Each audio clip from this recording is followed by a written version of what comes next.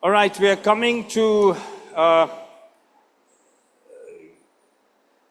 the conclusion of this New People of God, the conclusion number 4. और हम अब इस समाप्ति पे हैं जो हम प्रचार कर रहे थे कि जो परमेश्वर के नए लोग हैं उनके बारे में. Today's message will be on, for Harvest of Grace, this is my aim, that we'll catch the understanding of church through this word fellowship.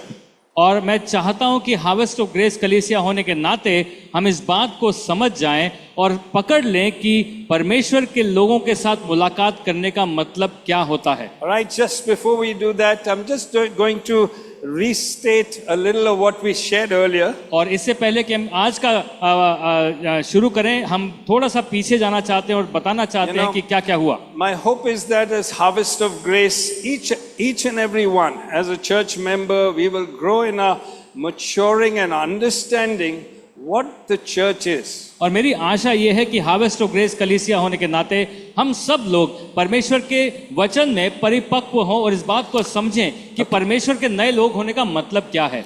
What is church vision and how does the church operate?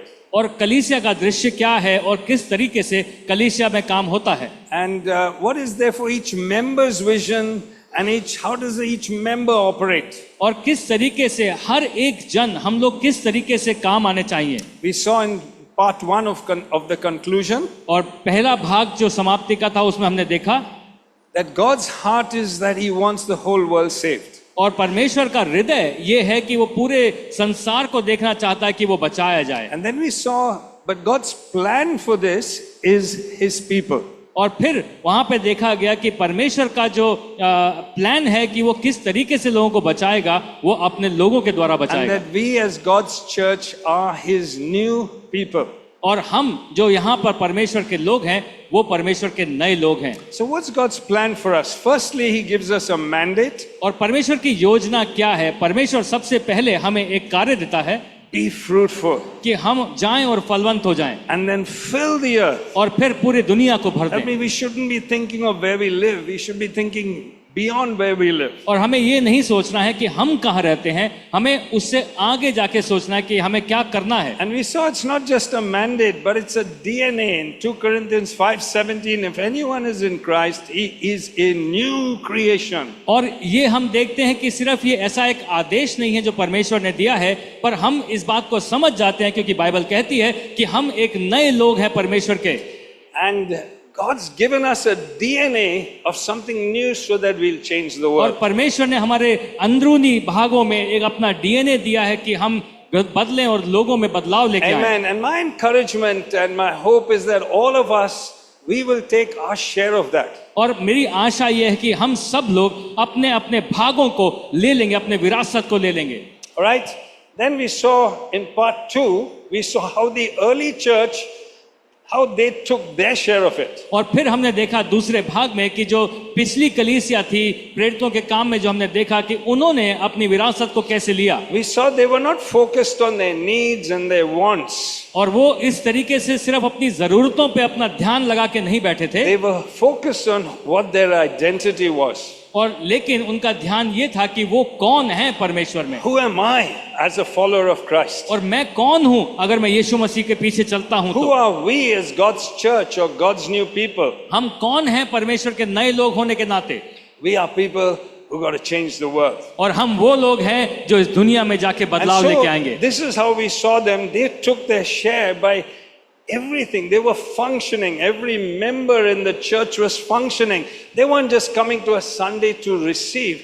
They were functioning. और हमने ये देखा कि उस पूरी कलीसिया में हर एक जन कार्यकर्ता की तरह काम कर रहा था. वहां पर ये सिर्फ रविवार को आके मुझे क्या मिलेगा ये उनकी आशा नहीं थी, पर वो हर एक जन कार्य में था. And we saw in Acts 2:42 how they took their share, their heart. We saw the heart of the church. और प्रेरितों के काम 2:42 में हमने देखा कि किस तरीके से उन्होंने अपने आप को कार्यरत कर दिया और परमेश्वर के दिल को, कलीसिया के दिल को पकड़ा उन्होंने. They devoted themselves. और उन्होंने अपने आप को तल्लीन कर दिया. That means we saw that word devotion. और हमने तल्लीनता का मतलब समझा. That Jesus is after people who love Him. और क्योंकि यीशु उन लोगों के पीछे है जो उससे प्रेम करते हैं, devoted to him. उसमें तल्लीन हो जाते हैं। He's not wanting Christians who feel they've got some rules and regulations to keep. He wants Christians that in their hearts, they just love God. और वो ऐसे लोगों से वो ये आशा नहीं रख रहा कि वो सिर्फ हाँ और अच्छा और बुरा को देखें, पर वो ऐसे लोगों को ढूंढ रहा है जो उसके दिल के पीछे जाए और उसे प्रेम करें। And in our devotion, we'll be willing to change our life patterns. और हमारी जब तल्लीनता का समय है, जब हम परमेश्वर के सामने आते हैं, वो ऐसा होना चाहिए कि हमारे अंदरूनी भागों में बदलाव आना शुरू हो जाए। And last time we saw they are devoted to 4 things. और पिछली बार हमने देखा कि वो 4 चीजों में अपने आप को तल्लीन किए थे। The apostles' teaching, पर प्रेरितों की शिक्षा में, the fellowship, और एक साथ मिलने the में, breaking of bread, और रोटी तोड़ने में, and prayer. और प्रार्थना में। And we're concluding by seeing these 4 things. और हमने इस चीज को खत्म किया था ये 4 चीजों को देखने के बाद। Last time we saw how they devoted to the apostles' teaching. और पिछली बार हमने देखा कि किस तरीके से प्रेरितों की जो शिक्षा थी उसमें अपने आप को दिया और And we तल्लीन saw किया। the early church, they were devoted to what the apostles set before them. It wasn't other leaders, it was specifically the apostles. और पिछली बार हमने ये देखा कि प्रेरित किस तरीके से होते हैं और किस तरीके से लोगों ने प्रेरितों की शिक्षाओं पे अपने आप को तल्लीन किया, बाकियों के नहीं। And we saw the great example of our great apostle Jesus. और फिर हमने देखा कि पहले जो प्रेरित यीशु मसीह थे उनके उदाहरण से देखा। What do apostles put into church life? और प्रेरित कलीसिया के जीवनों में क्या डालते हैं? We saw that Jesus called them to be with him for 3 years so that he could send them out. और यहाँ पे हमने देखा कि यीशु ने अपने चेलों को अपने साथ 3 साल तक रखा और फिर उसके बाद बाहर भेजा। And we saw that Jesus, even within the 3 years, was sending his disciples 2 by 2 out. It was very critical. और उन 3 सालों में भी हमने देखा कि यीशु अपने जो चेले थे उनको 2-2 करके आगे भेजते जा रहे थे, जो कि बहुत ही महत्वपूर्ण था। And when they returned, we saw last time, when they returned, they said, Lord, even the demons submit to us. और जब वो वापस लौटे चेले उत्साहित होकर बोले कि परमेश्वर जो दुष्ट आत्मा है वो भी हमारे को सुनती हैं। And we saw this so important. The apostles set this into the DNA of the church. और फिर हमने ये देखा कि किस तरीके से प्रेरितों की जो शिक्षा थी वो कलीसिया के डीएनए में बस जाती है। We don't just come to be at meetings. और हम सिर्फ आए नहीं कि हम किसी सभा का सिर्फ भाग बन जाएं। We come to be so that we are sent out. और हम इस तरीके से आए ताकि हमें बाहर भेजा जाए। And sent out how? और किस तरीके से बाहर भेजा जाए? In his command, in his DNA, we are fruitful. और उनके आदेश के साथ जिसमें लिखा है कि Amen. तुम फलवंत होगे। Amen. Amen. You are fruitful. आप लोग फलवंत हैं। And God wants every one of us to return and say, Lord, wow, even demons submit in your name. और मैं चाहता हूं कि आप सब लोग इस तरीके से बाहर जाके जब वापस आए और कहें वाह परमेश्वर, इवन जो दुष्टात्मा है वो मेरी बातें सुनती हैं। That's why we saw the early church was devoted to the apostles. और इसी तरीके से हमने देखा कि जो पुरानी कलीसिया थी वो प्रेरितों की शिक्षाओं में अपने आप को तल्लीन किए थे। That more and more people within the church begin to catch and understand who they are. और इसीलिए किया था ताकि ज्यादा से ज्यादा लोग कलीसिया में अपने आप को उस शिक्षा में देखें कि और समझें कि वो कौन है। And we begin to function. और फिर हम कार्यरत हो जाते हैं। Amen. Amen. All right. Listen. Jesus has great faith for us. और सुनिए, यीशु मसीह के पास हमारे लिए बहुत बड़ा विश्वास है। That's how I live. और इसी तरीके से मैं जीता हूँ। I don't have faith for myself. और मुझे अपने लिए विश्वास नहीं है। But I have faith in the faith Jesus has for me. और लेकिन मुझे इस बात का विश्वास है Amen. कि यीशु मसीह मेरे लिए विश्वास रखता Amen. है। आमेन। So much so that Peter denies him, and Peter thought, that's it, I've really had it. और इतना कि जब पतरस ने यीशु मसीह को नकार दिया था और पतरस ने सोचा कि बस अब तो और कुछ नहीं हो सकता। And Jesus comes and says, feed my sheep. 3 times you denied me. 3 times I'm saying, feed my sheep. I trust you. I believe for you. और 3 बार पतरस ने परमेश्वर को नकारा था, लेकिन फिर भी यीशु मसीह 3 बार उसको कहते हैं कि पतरस जा और मेरी भेड़ों को खिला। 3 बार उन्होंने इस बात को कहा और विश्वास से कहा कि मेरी भेड़ों को खिला। I'm really trusting the Holy Spirit that we will be caught up with these words of how much He believes for us. और मैं चाहता हूं कि पवित्र आत्मा इस समय हम सबको इस तरीके से उजागर करें और इस शब्दों को हम समझ पाएं कि कितना यीशु मसीह चाहता है कि हम उसमें बढ़ें। Okay, young people and old people, युवा लोग और बुजुर्ग लोग, you are fruitful. आप सब लोग फलवंत हैं। Be sent. आगे जाइए, आगे बढ़िए, Let's put that inside us. अपने अंदर इस बात को डाल लें। That is the critical factor of church life. Imagine a whole church sent. और इस तरीके से देखिए और समझिए कि पूरी कलीसिया को बाहर भेजा जा रहा है। Imagine a whole church coming back and saying, "Hey Nigel, demons submit in Jesus' name." और सोचिए कि ऐसा नजारा जहां पर पूरी कलीसिया वापस आके कह रही है, नाइजल हम लोग बाहर गए और जो दुष्टात्माएं थी वो यीशु के नाम से निकाली जा रही थी। I went and visited this person. I said this and this happened. और मैं उस इंसान के पास गया, उनसे बातचीत करी और ये हुआ। They were devoted to the apostles' foundations and teachings. और वो जो पुरानी कलीसिया थी वो प्रेरितों की शिक्षाओं में अपने आप को तल्लीन कर ली And थी। we saw that Jesus said in John 17 that He's telling His disciples, "As the Father sent me." और यूहन्ना 17 में जिस तरीके से यीशु मसीह कहते हैं कि जिस तरीके से मुझे परमेश्वर ने, पिता ने भेजा, And I'm accomplishing what the Father sent me for. और मैं उस चीज की पूर्णता को लेके आ रहा हूं जिसके लिए पिता ने मुझे यहाँ भेजा है। As the Father sent me, जिस तरीके से पिता ने मुझे भेजा, I'm sending you. मैं तुम्हें भेजता हूं, You will accomplish तुम उसे पूरा करोगे what I'm sending you for. जो जिस चीज के लिए मैं तुम्हें भेज रहा हूं। Somebody say amen आमीन। if you believe that. Amen. All right. So, okay. And then, today we are looking at the next part. So we saw they devoted themselves to the apostles' teaching. और अब हम अगला भाग देखेंगे। हमने पिछला देखा कि किस तरीके से प्रेरितों की शिक्षाओं में उन्हें अपने आप को दिया In था। Acts 2:42 it says, and they devoted themselves to the fellowship. और प्रेरितों के काम 2:42 फिर से कहता है कि उन्होंने अपने आप को लोगों से मिलाप करने में तल्लीन किया था। Can we just pray together and say, Lord, speak to us freshly today? और क्या हम प्रार्थना कर सकते हैं दूसरे के साथ कि परमेश्वर एक नई तरीके से हमसे बातचीत करें। Amen. आमीन। Come on, let's just pray together. आइए एक साथ प्रार्थना करेंगे। Okay, so they devoted themselves to the apostles' teaching and to fellowship.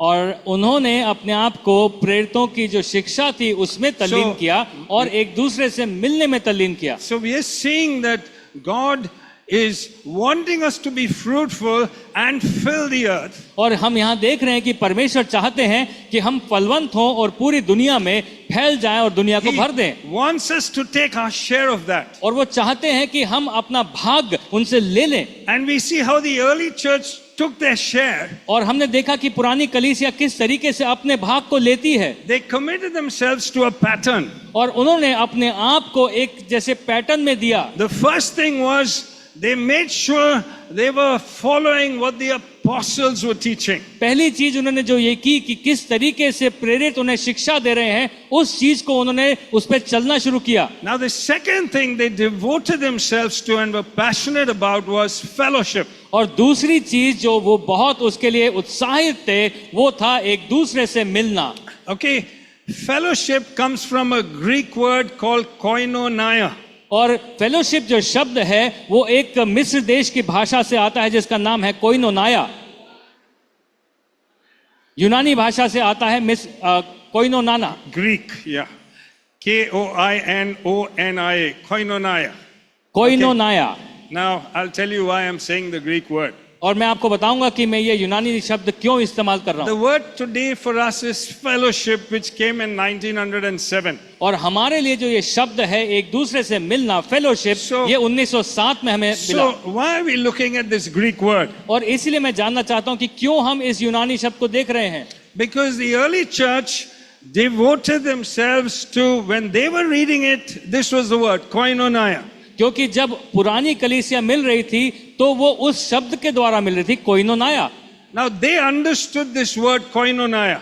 वो उन्हें इस शब्द का मतलब समझ में आया जो कोइनोनाया है। When we read the Bible, we are not seeing koinonia, we are seeing fellowship. क्योंकि जब हम बाइबल पढ़ते हैं तो हम कोइनोनाया नहीं पढ़ते हैं, हम उसे फेलोशिप पढ़ते Now, हैं। if we don't understand what this word fellowship is, और जब हमें ये शब्द फेलोशिप यानी कि एक साथ मिलना इसका मतलब नहीं समझ में आता, then we might devote ourselves to something wrong. तो हो सकता है कि हम अपने आप को किसी गलत चीज में तल्लीन Or कर we लें, might devote ourselves to something less than what is fellowship. और हो सकता है कि हम अपने आप को कुछ कम में सेटल कर ले जो जिसका मतलब फेलोशिप से कम है। For example, we may say at the end of the meeting, let's fellowship over a cup of coffee. और उदाहरण के तौर पे जब हम यहाँ मीटिंग खत्म करते हैं हम कहते हैं कि चलिए कॉफी के बाद हम एक दूसरे से मिलते बातचीत करते हैं। That's very, very small part of what fellowship is, but we might think that's it. That's our language. Fellowship over coffee, fellowship over a meal, which is good.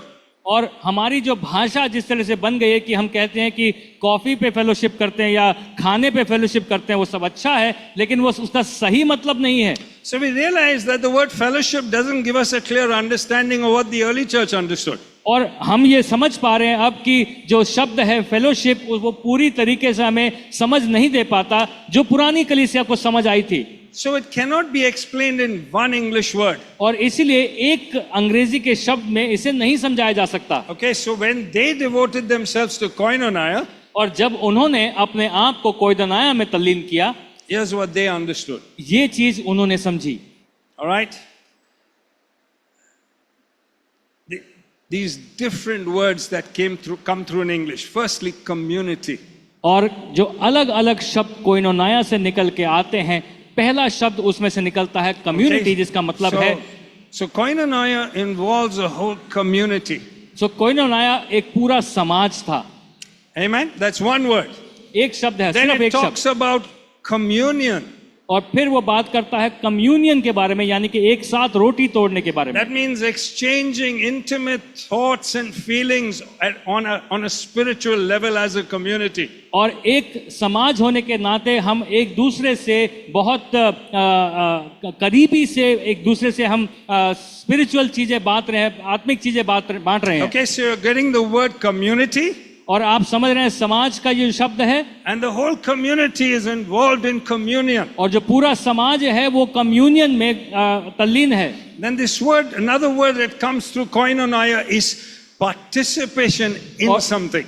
और जो तीसरा शब्द निकल के आता है कोइनोनाया से वो है भागीदारी लेना। Okay, then another word is sharing in something. और उसका एक और शब्द है, इसका मतलब है कि एक दूसरे से बांटना। Another word is intimacy और दूसरे शब्दों में करीबी होना and fellowship. और साथ में मेल मिलाप करना। All these words put together, और ये सारे शब्दों को अगर हम एक साथ लेके आएंगे, when we put them all together, we begin to understand a glimpse of what the early church understood in koinonia. और जब हम इन सारे शब्दों को एक साथ लेके आते हैं तब हम समझ पाएंगे कि जो पुरानी कलीसिया थी वो क्या उसका मतलब था जब वो कहते थे कोइनोनाया।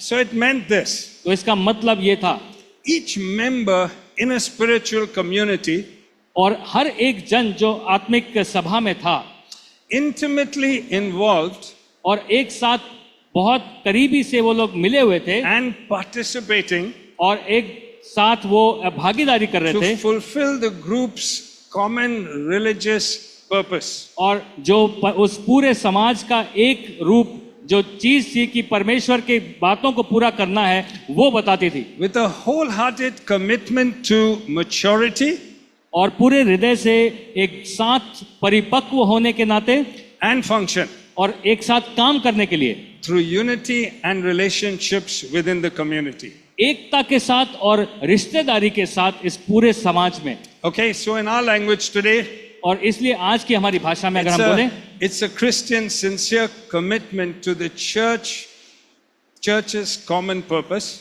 और अगर आज की भाषा में हम समझेंगे तो एक मसीही के लिए जो चीज है जो बहुत जरूरी है कि वो समझे परमेश्वर उन्हें किस लिए बुला रहे हैं, To advance God's plan in Christ. कि परमेश्वर के जो योजनाएं हैं उसमें आगे बढ़ने के लिए, Being intimately linked in relationships और in the बहुत community. करीबी से उसमें जुड़ जाएं कि परमेश्वर की योजनाओं को हम आगे बढ़ाएं। Amen. Amen. All right. Now talk to someone else. What do you think you've understood? Because I don't want it just going here and there. I want you to talk. What have you understood from this word koinonia? एक दूसरे से बात करिए और बताइए कि क्या समझ में आया, कोइनोनिया का मतलब क्या है। Is it fellowship over a cup of coffee only? Talk. क्या together. मतलब ये सिर्फ एक कॉफी के ऊपर फेलोशिप है या आगे और भी है? Okay. All right. Now listen. We are going through this word. It is so important. I'm trusting the Holy Spirit to seal something in our hearts and unlock each of us into being like that early church. और मैं चाहता हूं कि इस शब्द को पवित्र आत्मा इस तरीके से आपके दिलों में एक मोहर की तरह लगा दे ताकि आप समझ जाएं जो पुरातन कलीसिया ने समझा था। So fellowship is, in simple words, तो जो एक साथ मिलने का आसान तरीके से अगर समझा जाए तो a Christian's role एक मसीही का एक रोल है, within the church community. उसका भाग है कलीसिया के उस दायरे में, उस समाज में, All right? With their full participation and involvement कि वो पूरी तरीके से उसमें भागीदारी बन जाएं to bring forth the purposes of Christ in this world. ताकि वो यीशु मसीह के कामों को Amen. पूरी तरीके से पूरा कर सकें। And I trust we will realize it's not about attending meetings. और मैं आशा करता हूं कि आप ये बात समझ जाएं कि उसका मतलब ये नहीं है कि हम सिर्फ मीटिंग अटेंड करें। Yeah, his translation was right. It's not only about attending meetings. कि हम सिर्फ सभाएं जो हैं उसमें आएं। Okay, so I've given you a description of the word, but let's try and figure out in the scriptures where we get these words from. तो कोइनाना का आपको मैंने मतलब समझाया, लेकिन हम देखते हैं कि किस तरीके से वचन में बात होती है। 1 Corinthians 10:16. पहली कुरिन्थियों 10:16 में लिखा है। Okay, so we're going to look at this verse. और इसको देखेंगे हम। 1 Corinthians chapter 10 verse 16. Okay, after that, for you to be ready, 2 Peter 1:4 after that. Okay, so we're going to read this. तो अब हम ये पढ़ेंगे। Is not the cup of thanksgiving for which we give thanks a participation in the blood of Christ? वो धन्यवाद का कटोरा जिस पर हम धन्यवाद करते हैं, क्या मसीह के लहू की सहभागिता नहीं है? A participation in the body of Christ. वह रोटी जिसे हम तोड़ते हैं, क्या मसीह की देह की सहभागिता नहीं है? So we are looking at fellowship or koinonia. The first thing is, biblically it's there, all of us, we are participating in Christ, in what He's done, in His purpose. तो कोइनोनिया का अगर बाइबल से हम अर्थ समझना चाहते हैं तो हम देखते हैं यहाँ पे कि पहली चीज है कि उसमें हम सहभागिता दें। Amen. Amen. This is one of the things that hold the whole church or the whole of God's people together. We are participating in the key thing. It's about Christ. और इस बात को हम पूरी कलीसिया होने के नाते समझ जाएं कि ये सहभागिता के बारे में है। हम सब एक साथ मिलकर सहभागी होकर आगे बढ़ें। Okay, so let's tell one another what is the key fellowship word here for each of us to lay hold of. तो एक दूसरे को बताएं कि फेलोशिप में सबसे पहला जो बहुत ही मूल्यवान शब्द है वो क्या है? Participating. पार्टिसिपेशन But यानी help कि one सहभागिता। Say, I'm participating. Or are you participating? और कहें कि मैं सहभागी हो जाऊंगा। Okay, done. So we've got to make sure we are participating in who Christ is, what He has done, and all of us have to participate. और इस बात को हम अच्छी तरीके से समझ जाएं कि हम सब लोगों को सहभागी बनना है जो परमेश्वर यीशु मसीह ने हमें जिस चीज के लिए बुलाया है। 2 Peter 1:4. 2 पत्रस 1:4 कहता है। Now look at this. This is very good. Through these He has given us His very great and precious promises, so that through them you may participate in the divine nature, having escaped the corruption in the world. जिनके द्वारा उसने हमें बहुमूल्य और बहुत ही बड़ी प्रतिज्ञाएं दी हैं, ताकि इनके द्वारा तुम उस सड़ाहट के छूटकर जो संसार में बुरी अभिलाषाओं से होती है, ईश्वरीय स्वभाव के सहभागी हो जाओ। Okay, so here we're finding our main belief is what Christ has done.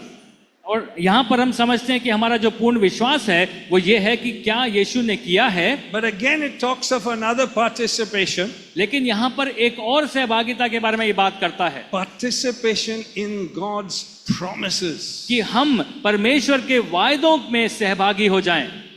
We are all people who have promises. और हम सब वो लोग हैं जिनके ऊपर परमेश्वर के वायदे हैं। Do you have a promise? क्या आपके ऊपर एक वायदा है परमेश्वर का? Participate through the promise. और सहभागी बन जाइए उस वायदे के द्वारा। And when we got a promise, here's what we participate in: divine nature. We can't participate with our flesh alone. और हम अपने शरीर के साथ सहभागी नहीं बन सकते, पर हम यीशु के साथ जब सहभागी बनते हैं तो अलौकिक शक्ति के साथ बन जाते We हैं। participate in the divine nature. और हम सहभागी बनते हैं परमेश्वर के अलौकिक स्वभाव We के साथ। participate to do things by the power of Jesus Christ inside of us. और हम सहभागी बनते हैं प्रभु यीशु की अलौकिक शक्ति के साथ जो हमारे अंदर परमेश्वर ने दी है, ताकि हम बड़े बड़े काम कर सकें। You have the power of Christ in you. आपके पास परमेश्वर यीशु मसीह का वो सामर्थ है। Is that true or not? क्या वो सच है या The नहीं? very power that raised Jesus from the dead is outside of you. जिस शक्ति से परमेश्वर यीशु मसीह को जिलाया गया था वो आपके शरीर के बाहर है। Amen. No, well done, well done, well done. The very power that raised Jesus from the dead is in you, in you. और सही पहचाना, वो आपके अंदर है, वो सही सामर्थ आपके अंदर है। Fellowship requires the participating in the divine nature of God, in the power of God. और सहभागिता होने का मतलब ये है कि हम परमेश्वर की जो अलौकिक शक्ति है उसके साथ सहभागी होते हैं, क्योंकि वो हमारे अंदर है। Amen. And this is how it says, so that we are having escaped the corruption of the world. और इसीलिए वो कहता है कि इस दुनिया के जो बुरे काम हैं उससे हम दूर हट पाएं। You see, one of the key things about participating and fellowship is escaping the corruption, escaping the world systems. और एक और चीज जो सहभागिता हमें मजबूर करती है कि हम दुनिया के जो गलत काम है उनसे दूर हट जाएं। Okay, very often you find the world is running after money.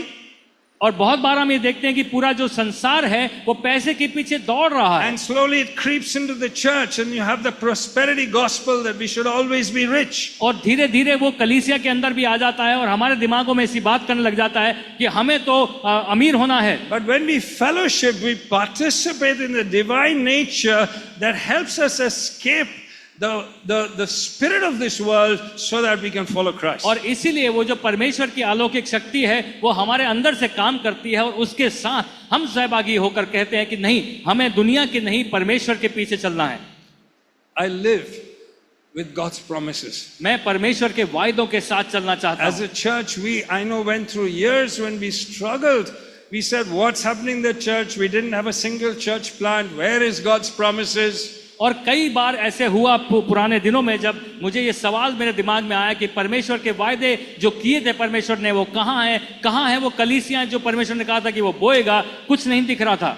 But then God came in. लेकिन Amen. फिर परमेश्वर आए। And I want आमीन। to say to every one of us, और मैं आप सबको ये कहना चाहता हूँ, this is the amazing thing. God comes and even gives each one of us personal promises. और परमेश्वर आते हैं और आप में से हर एक जन को आपके लिए वायदे देते हैं। And you getting your personal promise will affect us as a church. और आपको आपका जो वादा मिलेगा, जो आपके लिए वादा मिलेगा, वो कलीसिया में भी प्रभाव लेके आएगा।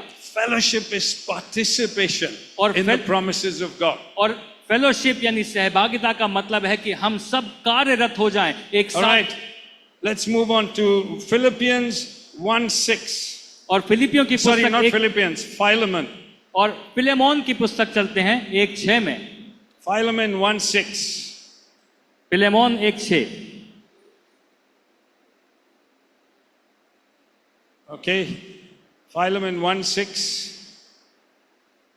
And then afterwards you can keep 2 Corinthians 8:4. Okay. Got Philemon 1:6. No, this is Philippians 1:6. I want Philemon 1:6.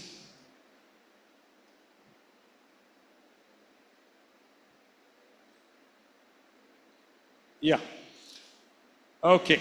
And it says here, I pray that here it's different, but in the NIV it says, I pray that your partnership with us in the faith may be effective in deepening your understanding of every good thing we share for the sake of Christ.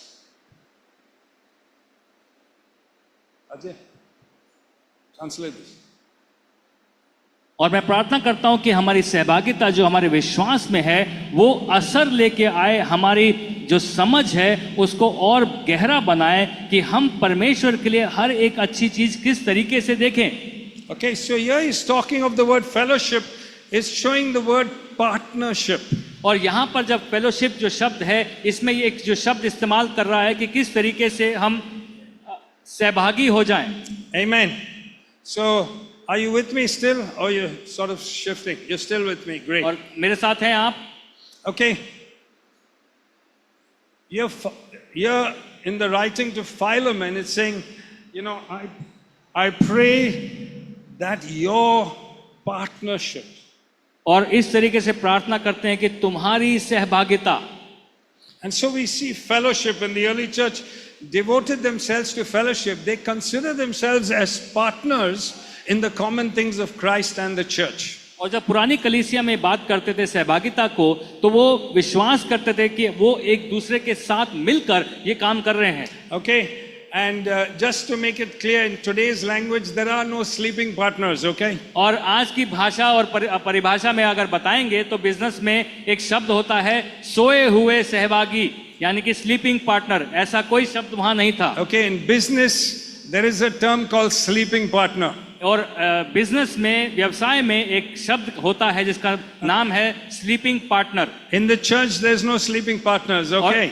कलीसिया में ऐसा कोई भी sleeping partner यानी कि सोया हुआ सहभागी नहीं होता। Partnering actively. और हम एक साथ मिलकर सहभागी बन रहे हैं। Amen. All right, so I'm skipping, I could go to another scripture, many other scriptures, but I'm skipping them all. और कुछ वचनों को मैं आगे बढ़ रहा हूँ। Okay, so when we are looking at this, और जब हम ये देख रहे हैं, the dictionary meaning of fellowship, और जब हम डिक्शनरी का अर्थ देखते हैं फेलोशिप का, it's an association of people. और ये एक लोगों का जुड़ना है। In our case, it's the church. और हमारे यहाँ पर अगर हमारे बारे में बात करें तो ये कलीसिया है। Who share common interests. जो एक साथ एक विचार बांटते हैं। What is our common interest? हमारा एक विचार क्या है? It's what Jesus is about. और यीशु मसीह क्या है वो है।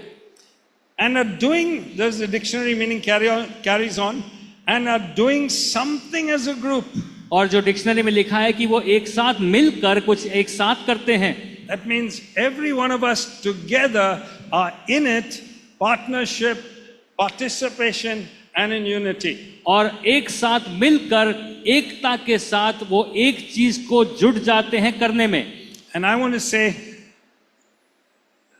this is what Jesus said. I'd like to what Jesus called it in simple language. और मैं आपसे कहना चाहता हूं कि आसान शब्दों में कि यीशु ने इस बारे में क्या कहा। John 15:14-15.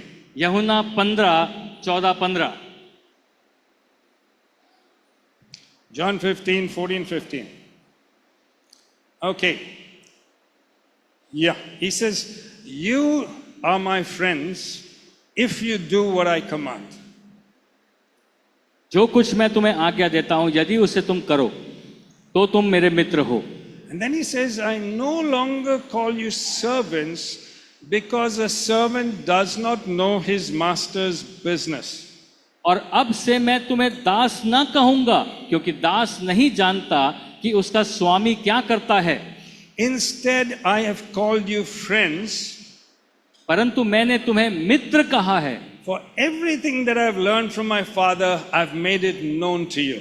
क्योंकि मैंने जो बातें अपने पिता से सुनी वो सब तुम्हें बता दी। Jesus calls it something very simple here. और यहाँ पे यीशु मसीह बहुत ही सरल तरीके से हमें बताते He हैं। calls it the master's business. और वो उसे अपने पिता का व्यवसाय बताते He's हैं। telling his disciples, I've learned things from the Father. और वो अपने चेलों को कहते हैं कि मैंने पिता से कुछ चीजों को सीखा है। And everything I've learned, और जो भी कुछ मैंने सीखा है I've made it known to you, my मैंने disciples, तुम लोगों को बता दिया है, my church. मैंने अपनी कलीसिया को बता दिया How है। did I make it known? और किस तरीके से मैंने अपने को बताया है? By teaching you, उसे आपको शिक्षा देके, but also as we walked along the roads through life. और जिस तरीके से हम चलते हैं जीवन में अपने जीवन के द्वारा। And what he's saying is to his disciples, I can leave, I don't have servants, I've got friends, and they know the master's business. और वो अपने चेलों को ये बोल रहा है कि मुझे दास नहीं चाहिए, मुझे दोस्त चाहिए, मैं दोस्त बनाना चाहता हूँ। And Jesus' aim is for the whole church to be called as the friends of God. और यीशु मसीह का जो सोच है वो ये है कि वो पूरी कलीसिया को अपना दोस्त बुलाने पाए। Amen? आमीन। Who know the master's business. जो जानते हैं कि उनके पिता का व्यवसाय क्या है, They know and they fully participate और in वो- the business of Jesus. और वो जानते हैं और वो पूरी तरीके से कार्यरत हैं अपने पिता के कार्य में। And that's what the early church was doing. और वही काम जो पुरानी कलीसिया थी वो कर रही When थी। they devoted themselves to fellowship, जब उन्होंने अपने आप को मेल मिलाप में तल्लीन किया, they were devoting themselves to their role within the community, as that it would contribute to all that the community does. और फिर इसका मतलब ये था कि जब वो अपने आप को तल्लीन कर रहे थे मेल मिलाप में उस पूरे समाज में, तब वो समाज के साथ मिलकर वो सब कुछ कर पा रहे थे जो प्रभु ने बुलाया था उन्हें करने के लिए। There was a specific time when Jesus told his disciples, और एक ऐसा अवसर था जब यीशु ने अपने चेलों से कहा I'm not calling you servants anymore. कि मैं तुम्हें अब दास नहीं कहूंगा, I'm calling you friends और मैं तुम्हें दोस्त कहूंगा, because you've understood what I've come for. और क्योंकि तुम समझ गए हो कि मैंने तुम्हें And क्यों you're बुलाया, willing to fully participate in it. और अब तुम पूरी तरीके से उसमें शामिल होने के लायक हो गए हो And change the world. और इस दुनिया को बदलने के लिए तैयार So हो। fellowship, इसका मतलब है कि fellowship it's not an option. ये एक हमारे पास ऑप्शन नहीं है, यानी कि This must be the atmosphere of church life. संगति एक ऐसी चीज नहीं है कि जिसे हम करें या ना करें, ये कलीसिया को बढ़ाने के लिए जरूरी है। It must be the atmosphere in church life. और हमारी कलीसिया का ये ऐसा रंग रूप और भाव होना चाहिए, वातावरण होना चाहिए, Okay? Because this atmosphere produces maturity क्योंकि ये वातावरण जो है ये परिपक्वता लेके आता है and will bring forth the purpose of the church in honoring Christ. और इससे वो कलीसिया के जो काम है उनको आगे लेके आएगा परमेश्वर को आराधना करने के लिए। No wonder they've devoted themselves to the fellowship. और मुझे कोई शंका नहीं है कि उन्होंने क्यों अपने आप को इस तरीके से फेलोशिप में दे दिया था कलीसिया में। Amen. आमीन। Which means, इसका मतलब है, I know all of us want to be friends of God. और मैं जानता हूं कि हम सब प्रभु यीशु के दोस्त बनना I चाहते know हैं, all of us want to fulfill God's call on this church. और हम सब जो है इस कलीसिया के ऊपर जो परमेश्वर की बुलाहट है उसे पूरा देखना I know चाहते all हैं। of us want to fulfill the call of God upon your life. और मैं जानता हूं कि आप सब चाहते हैं कि परमेश्वर की बुलाहट आपके जीवन में पूरी हो, Please, therefore, be devoted to fellowship. और इसीलिए अपने आप को संगति में ले जाओ। Amen. आमीन। All right. And to be devoted to fellowship, we'll see it needs for us to change some things that are happening in our life in the normal week. और अगर हम अपने आप को संगति में देते हैं तो इसका मतलब ये भी होगा कि हमारे जीवन में जो रोजमर्रा की चीजें पूरे हफ्ते में हो रही हैं उससे कुछ अलग करेंगे। So a couple of things we're going to look at in और fellowship. कुछ चीजें हम देखेंगे संगति के बारे में। Firstly, Hebrews 10:25. पहली चीज इब्रानियों की पुस्तक 10:25 में लिखा है, Hebrews chapter 10 verse 25.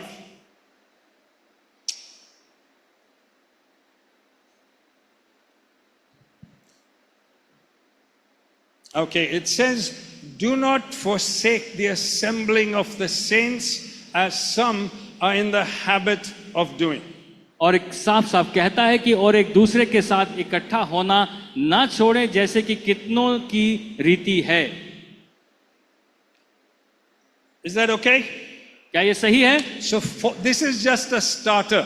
ये सिर्फ एक शुरुआत है। Okay, firstly, we should be fully involved in all church meetings. और सबसे पहली चीज ये एक शुरुआत है, लेकिन हमें कलीसिया की सारी सभाओं में भागी होना है। But like today, as in those days, और लेकिन आज बिल्कुल उन दिनों की तरह है, some had the habit of bunking the church meetings. You know what I mean?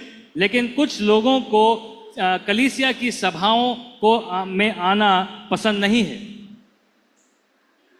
डांडी मारते हैं। I like that word. Okay, some had the habit और कुछ लोगों की आदत बन चुकी है and they don't come for meetings. और वो सभाओं में नहीं So, आते हैं। fellowship requires that we are in different meetings. और सहभागिता और मिलने का मतलब है कि हम अलग अलग सभाओं में हों। Okay, can you gather in threes and fours, just turn around a bit and try and discover creative ways where people say, I can't come for the meeting. Come on, translate it. और 3 से 4 लोग मिलें और इस तरीके से बातचीत करें और एक कुछ नए आइडिया निकाल के लेके आए कि क्यों हम मीटिंग में नहीं आ सकते। All right? Come on, quickly turn around.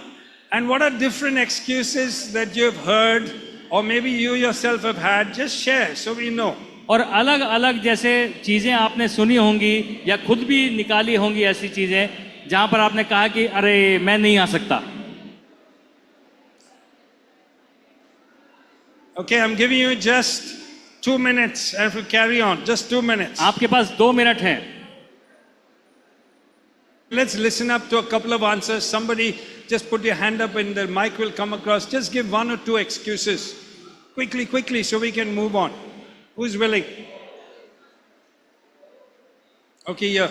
Meena, सिर्फ एक या दो बस.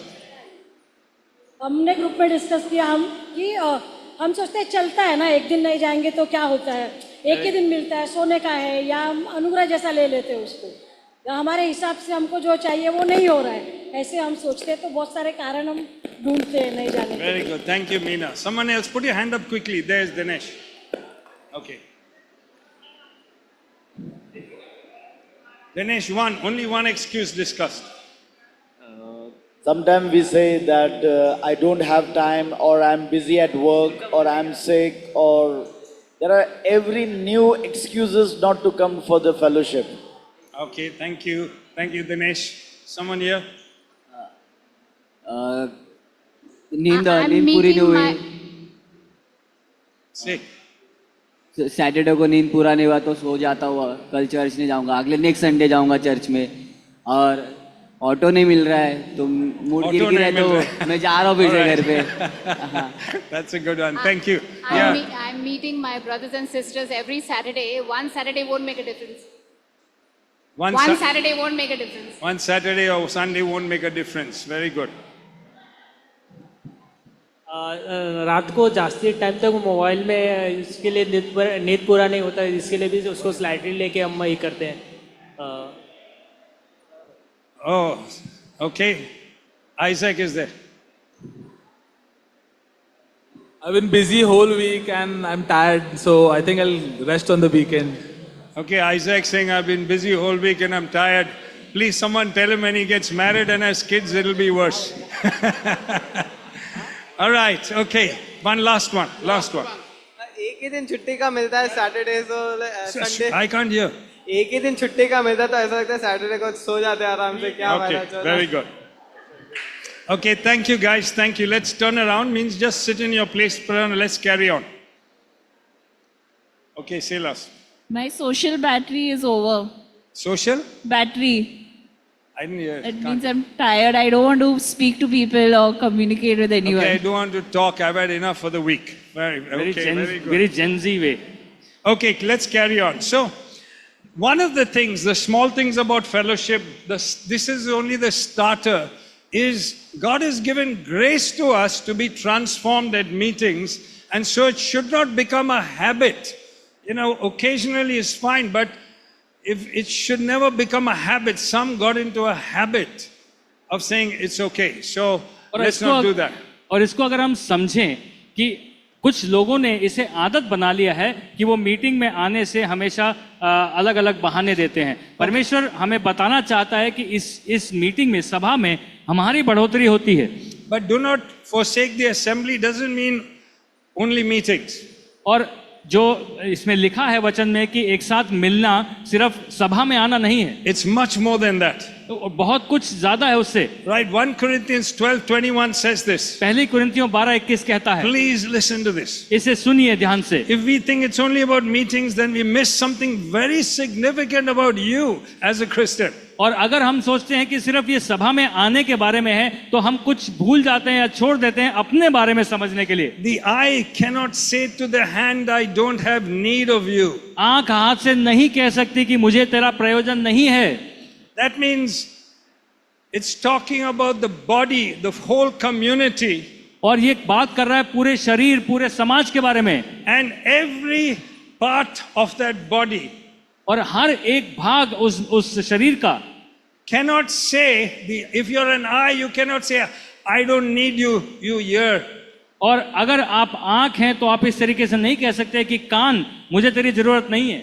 What it's talking about is that every one of us need each other. और ये कहने का मतलब ये है कि हम हर एक जन को एक दूसरे की जरूरत है। And this is what the apostle Paul is trying to show.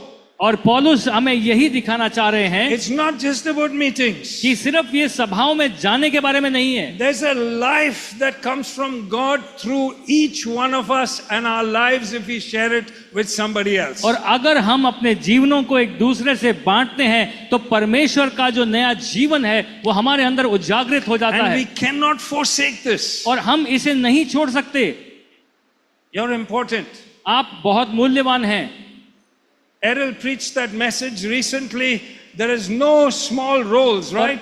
एरल ने हमारे बीच में बांटा था कि कोई भी काम छोटा नहीं है, No minor roles. कि कोई काम छोटा नहीं है। There's no minor people in the church. ऐसा कोई नहीं है कि हाँ मैं तो कुछ तुच्छ हूँ इस कलीसिया में। This little finger is not a minor finger. How many of you would like not to have your little finger? और ये जो छोटी उंगली है, ये छोटी उंगली सिर्फ छोटी नहीं है। कितने लोग चाहते हैं कि आपके हाथ में से छोटी उंगली हटा दी जाए? So if you think you're a little finger in this church, let me tell you, we want you.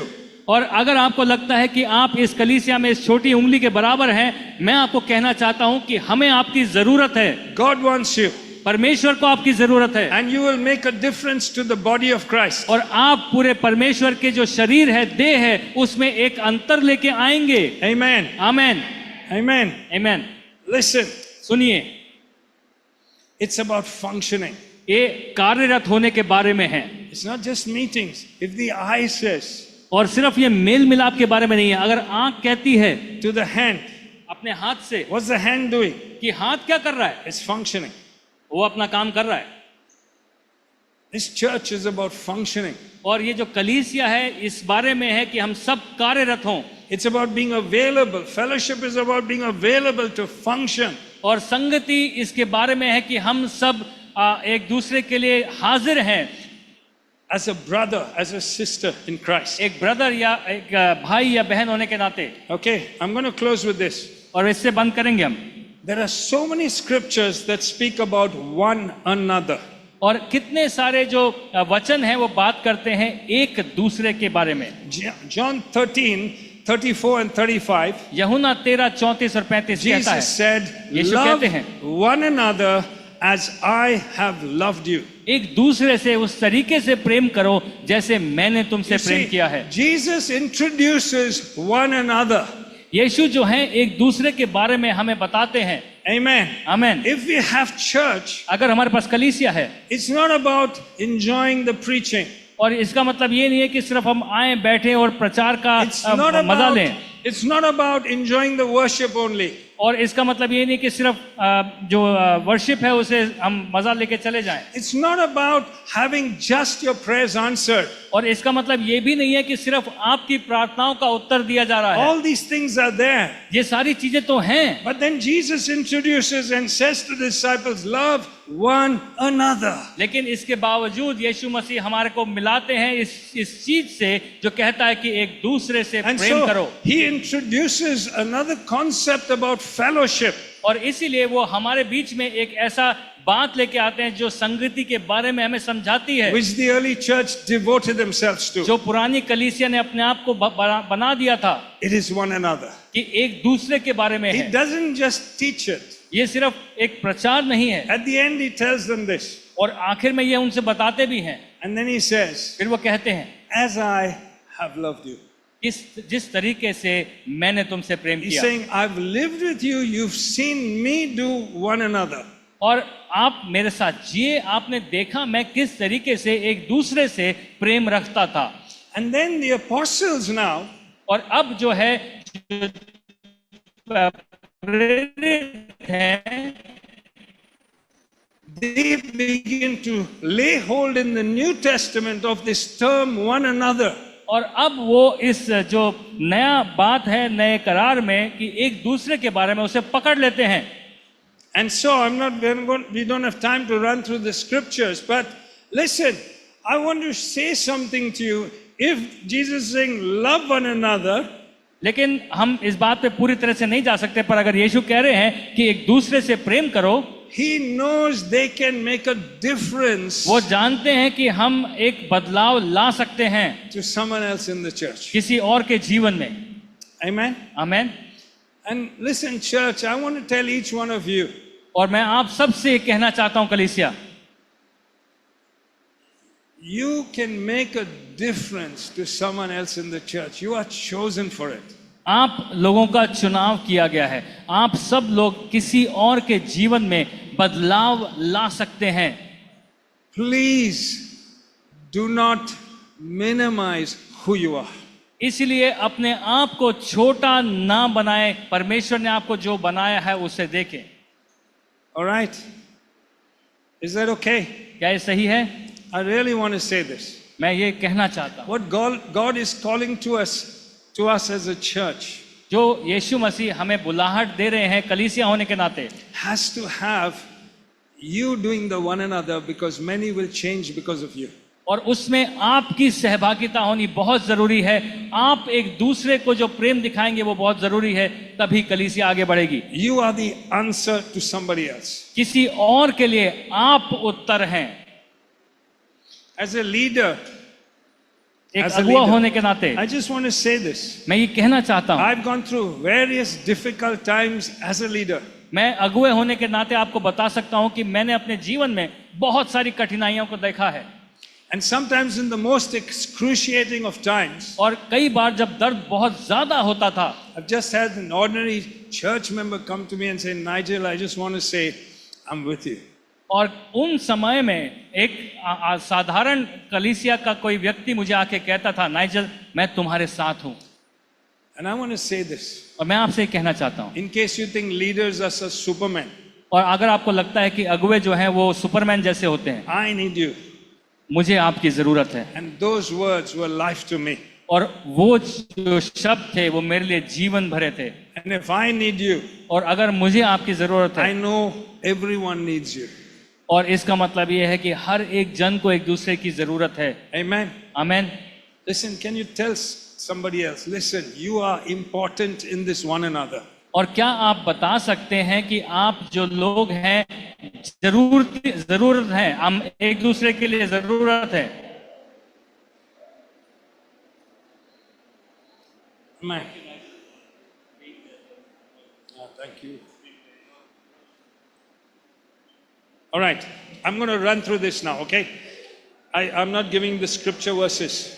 Are you with me? अभी हम बाइबल के वचन नहीं देखेंगे, लेकिन जल्दी जल्दी आगे बढ़ेंगे। So we are going to see all this one another, और हम ये जो एक दूसरे के बारे में बात कर रहे हैं ये हम आगे देखेंगे, which the apostles wrote about, और जिस तरीके से प्रेरितों ने इस बारे में लिखा यीशु से, his teaching and his life. उनकी शिक्षा से और उनके जीवन से। So encourage one another. इसीलिए एक दूसरे को प्रोत्साहित करो। Can you think, I've said this earlier, Peter denied Jesus 3 times, and 3 times Jesus went to Peter and said, you're the man I'm going to use. और 3 बार आपको मैं पहले भी बता चुका हूं कि 3 बार पतरस ने यीशु को नकारा, और यीशु ने पतरस के सामने जाके फिर से कहा, Amen. वो आदमी है जो मेरी कलीसिया बनाएगा। Amen. Amen. All right, I remember Steve Oliver telling us one day how he had got into such debt because he was trying to help his family through things, and then he realized his debt was too much. He wrote a letter to the apostolic leader of that time called Simon Pettit. Some of us know him.